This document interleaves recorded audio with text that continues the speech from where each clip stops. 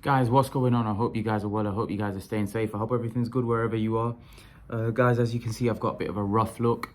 I need to go get myself a shave. Just been very lazy. I don't know why I get so lazy. But yeah, smash the like button on this video. It's a video that you guys have requested, so I thought I'll get it done. My friend No KP has requested this video for a while, so I thought I'd get it out there. Some of you are quite disinterested about this fight. You don't really want me to talk about it. Some of you don't care. Some of you want me to talk about it. Some of you are interested. Some of you are not interested. But I think you know what fight I'm talking about.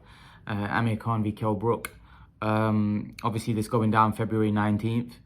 And it's a big one. It's a big one. It's a big one in terms of both guys and the grudge.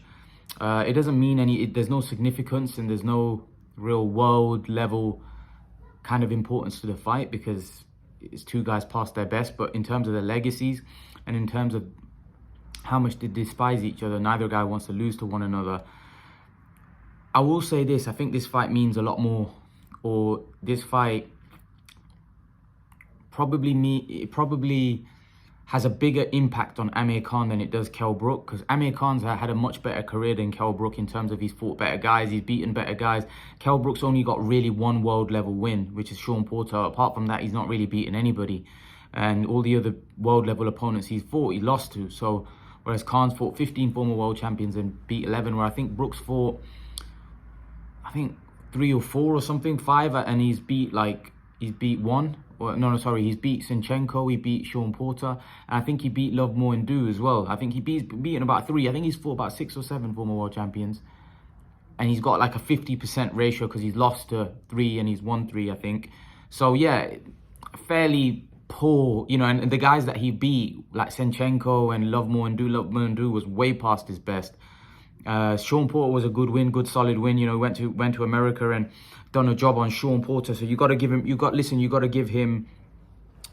respect for that win, because he went over and he was the underdog and he managed to pull it out and he won that fight. But like I said, I'm not a big fan of Shawn Porter.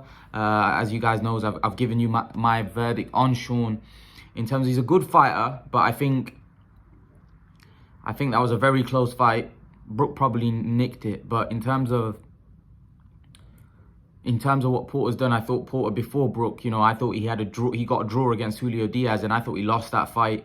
I thought Ugas beat him. I thought he was very lucky to get that Garcia decision, and he's lost to Spence, Thurman, and Crawford. He just suffered a stoppage. Even in some of the wins, he got put down against Broner. He's a decent fighter, don't get me wrong. He'll give everyone a hard fight, but I think at that top level, I think Porter generally comes out short. And I think him and Brook made a great fight because I think they were similar level of fighters. I don't think Brook was so much better than him. I don't think Porter was I think they were similar level guys. So it made for a very good fight. Porter actually built a profile, and hence why that win now looks much better, because Porter went on to build a pretty, he's got a pretty good resume. Unlike Brook, Porter actually after that loss went and kicked on and actually became champion again and he fought everybody in the welterweight division.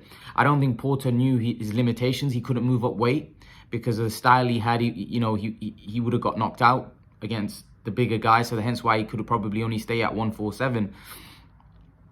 He got stopped by Crawford in his last fight, and I did expect that. I did expect Porter to get stopped. But coming back to this Brook Khan situation, so basically what I was trying to say is that I think Khan's had the better career, so there's more on the line for him in this fight, because if he was to lose, Kell Brook could steal everything that he's done throughout his career and say, well, I beat you.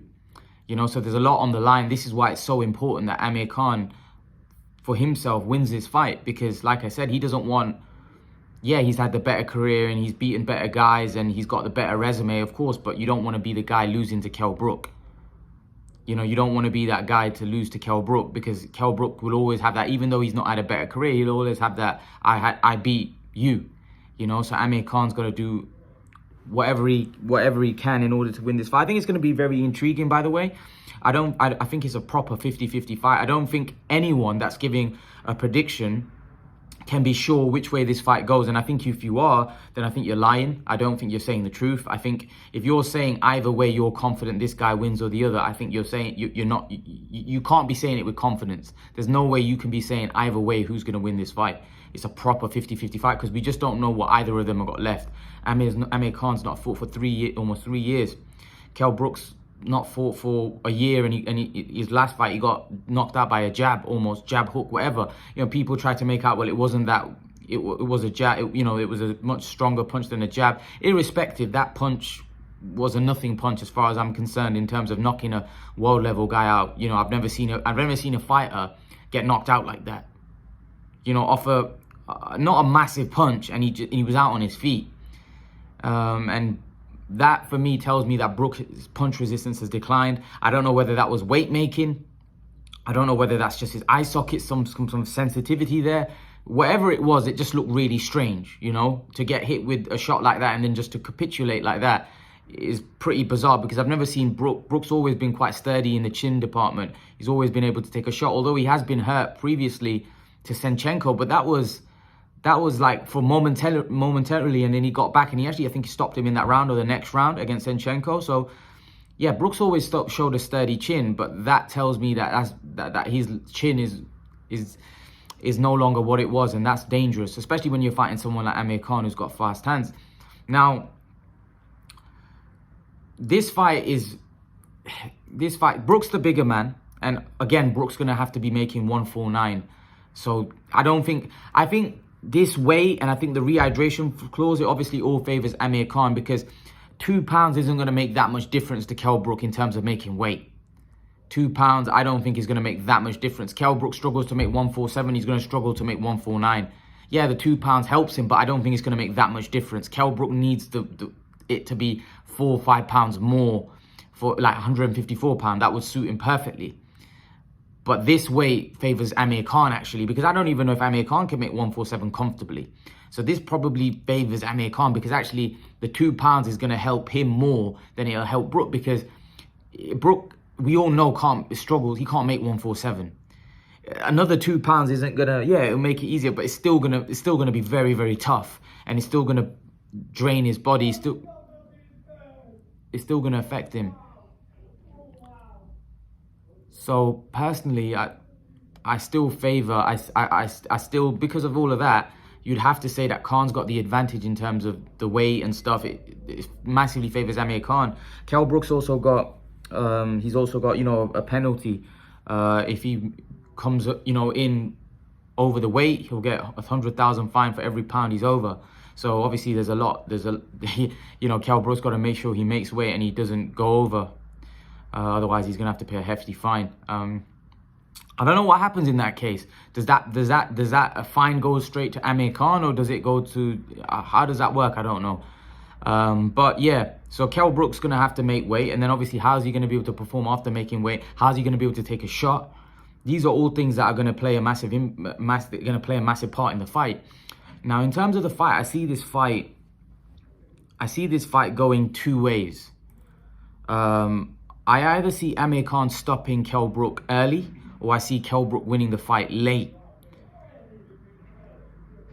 And what I mean by that, this is what I mean by that. Let me explain what I'm trying to say here. Amir Khan, as we know, always starts fast. And I'm going off, like, I don't know, Amir Khan could get in the ring and he could be totally past his best. I don't think so. I still think Amir Khan's got, the speed will still be there. Not as fast as he was, but it'll still be there. It'll still be fast. Still be very fast for Kell Brook.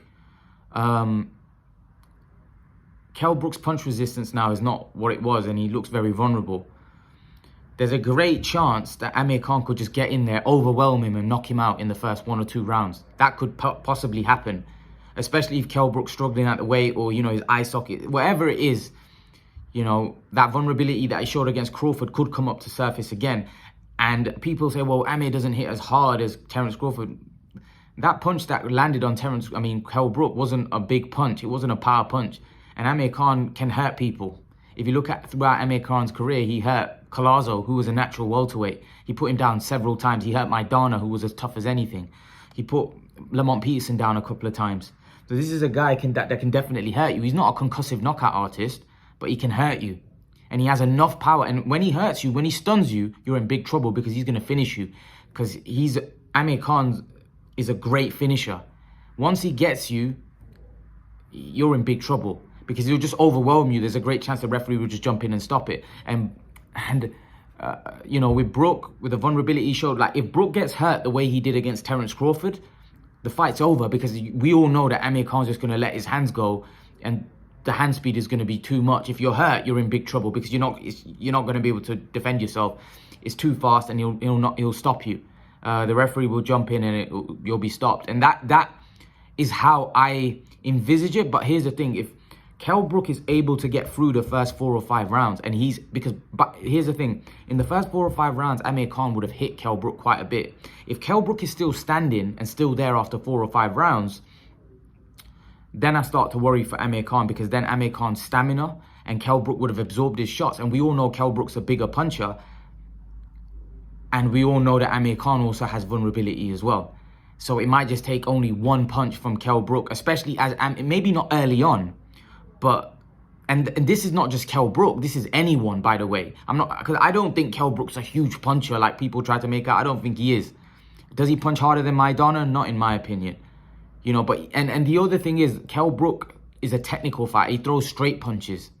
He doesn't throw the punches that Amir Khan has been hurt by. If you look at the guys that have hurt Amir Khan, mainly those punches have been looping punches that he doesn't really see coming, that is not in his eye line. The guys that throw straight punches, Amir Khan can usually take those pretty well, right? Even the Canelo knockout was a looping right hand.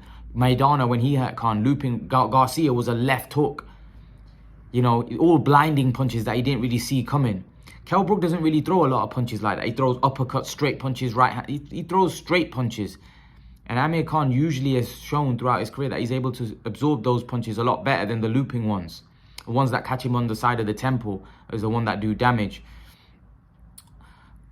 But that's, to be brutally honest with you, it's hard to say. If I had to pick a pick, I would slightly lean towards Amir Khan early because of what I saw in Kell Brook's last fight. However, like I said, if Kell Brook absorbs those punches, after 4 or 5 rounds, I would favor him to stop. I don't think this fight's going to go the distance. I would favor Kell Brook late on because, like I said, he would have absorbed those punches from Amir Khan early. The chances are that would mean that Amir Khan's power is not really impacting him. And the other thing is, will Brook tire late? Will the weight, making the weight, kill Brook later on? I don't know. I think if Brook gets past the 4 or 5 rounds, I think what we got to realize is the Spence fight. Spence was a very big welterweight and his style is completely different to Amir Khan. Spence is a pressure fighter and he was putting a lot of pressure on Kell Brook. Amir Khan's a different type of fighter. He's more of a boxer. So if Kell Brook has absorbed his punches early on in the fight, later on there's a good chance Amir Khan's going to tire. 100% he used to tire in his prime. He's definitely going to tire at this age. And also, back in his prime, his legs were strengthened. In the Maidana fight, you know, he had Alex Ariza and he was in great shape, hence why he was able to get through that. I don't know whether he'll be able to get through that. And Brook, like I said, I don't think he's a huge puncher, but he's got a solid punch. And if Amir's tired and he gets caught late on in the fight, I think Brook could stop him. So, yeah, I think it's Amir early or is Kell Brook late. That's how I see this fight, because I think Amir's speed early on is going to be a huge problem for Kell Brook. Because Kell Brook's never been very fast of hands or fast of feet. He's been quite flat-footed. You know, early on, Amir Khan was always going to light Kell Brook up. But in their primes, Kell would have been able to take those shots. And then later on, he would have been dangerous for Amir Khan. Now, Kell Brook can get... In his prime, I didn't really see Amir stopping Kell Brook. You could have hurt him, maybe put him down or whatever. Like, you know, because Amir Khan had, like I said, he had that ability early on in fights to stun you and catch you cold. But now he can knock out Kell Brook. There's no question about it. He can definitely hurt, especially now it's at 149. We don't know how Brook's going to make the weight. We just saw Brook in his last fight get knocked out pretty in a weird manner. You know, it was bizarre almost. You know, people were saying, what's this? This is nonsense. You know, he got hit by a jab hook and he's been out of there. He's out of there. Because it didn't look like a punch that should be stopping a guy that's world class. You know, if you look at Porter got hit with an uppercut. That was a huge shot that Crawford landed and it hurt him. And even then he got back up. And even after that, he looked like he could continue to fight.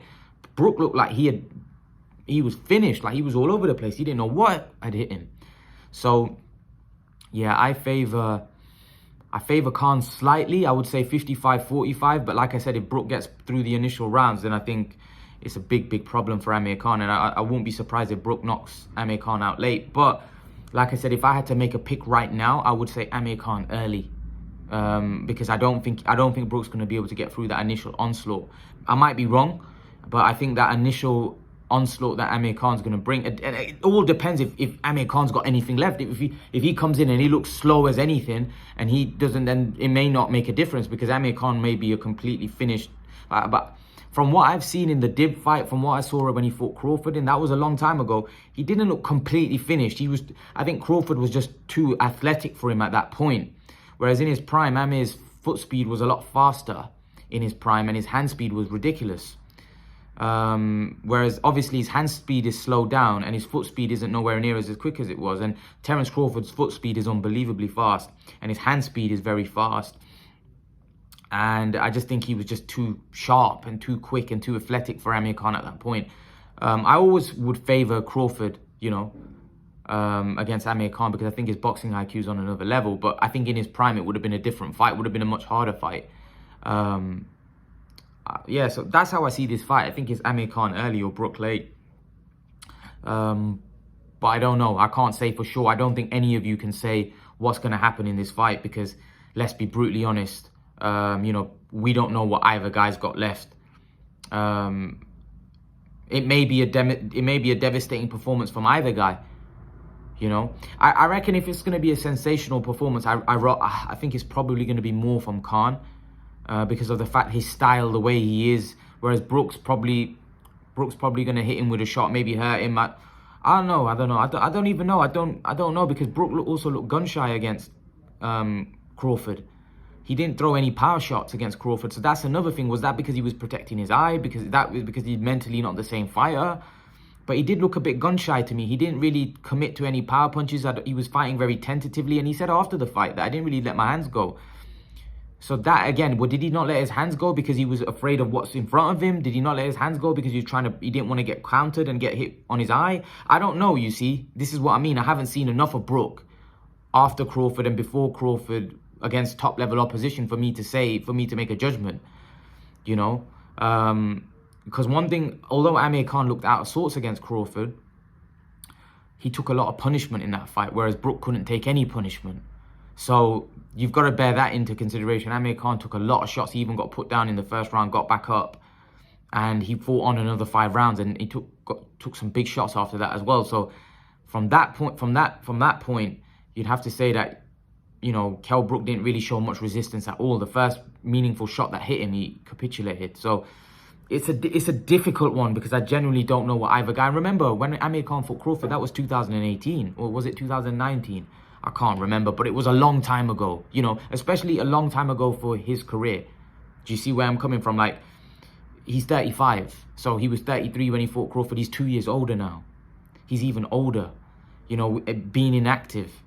You know, all of those things don't bode well for a top level. I say top level, both these guys are not top level welterweights. They're not even top 10 anymore. So, yeah, that's just my opinion. I think it's going to be a very good fight. I think it's anyone's game, but a result either way wouldn't shock me. But leave your thoughts. Let me know what you think in the comment section below. I'd love to know your opinion, guys. And guys, remember to please like, share, and subscribe to my channel. I'll see you all in the next video. Peace.